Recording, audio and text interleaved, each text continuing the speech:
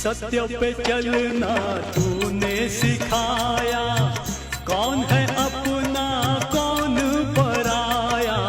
सत्य पे चलना तूने सिखाया, कौन है अपना कौन पराया।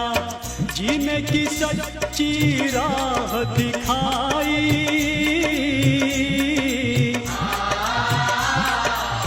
जीने की सच्ची राह दिखाई। भक्ति की मन में ज्योत जलाई।